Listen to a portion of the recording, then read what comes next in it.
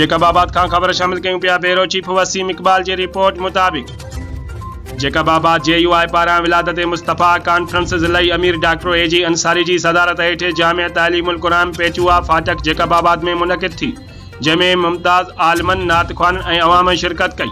Conference के नामवर आलमन दानिशमंदान ऐं JUI जे senate senior अगवान मौलाना नूर Mohammad लोलाई, doctor AG Ansari, मौलाना ताज मोहम्मद चन्ना, मौलाना अब्दुल कदीर हनफी, मौलाना मोहम्मद इब्राहिम चिशड़ो ऐं ॿियनि ख़िताब कयो।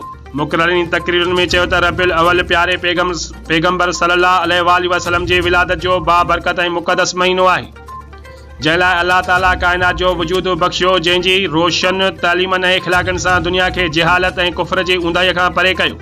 उन्हनि चयो त सीरत तैयबा ते अमल करे दीन ऐं दुनिया में असांखे कामयाबी हासिल थींदी।